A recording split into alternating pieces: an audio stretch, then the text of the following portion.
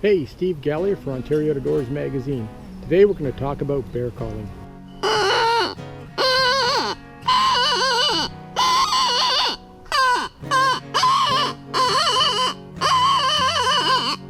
When it comes to calling, you're trying to imitate an animal in distress, whether it be a fawn or a moose calf or anything else that a bear might be interested in if it happened upon it. As we know, they're omnivores, and they're opportunists. They're going to take any animal, any meal that they can get. And if you can convince them that you're a fawn in distress and an easy target, they're going to come running. So it is a little bit different than other predator calling in that it's a bit of a workout. What you've got here is a mouth-blown call. And you're going to try to imitate this animal that's really, really hurt. And you're going to try to do that for 30 to 45 minutes at a time.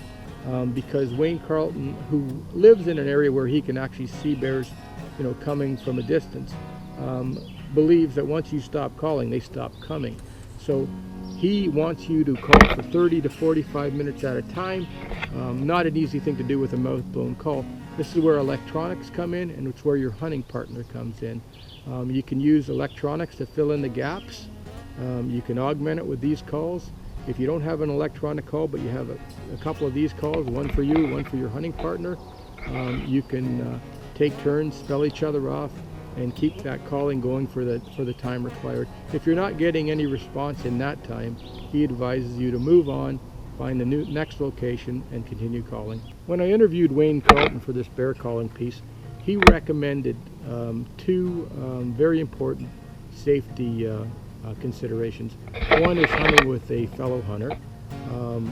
For obvious reasons, you're calling in a big predatory animal, trying to convince it your food is going to either slip in on you or come in pretty quick.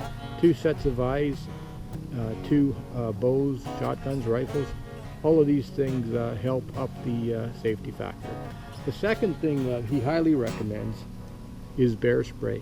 This is just a great thing to have anyway if you're in bear country. Now you might ask yourself why you need bear spray when you're calling in an animal and you've got a shotgun, bow, or rifle with you. You may need it because you may have an animal that gets a little too close that you don't want to shoot. For instance, a sow with cubs, not legal to shoot.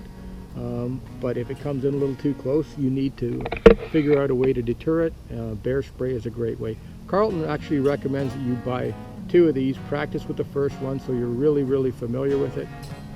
So if and when the time comes to use it, you don't hesitate.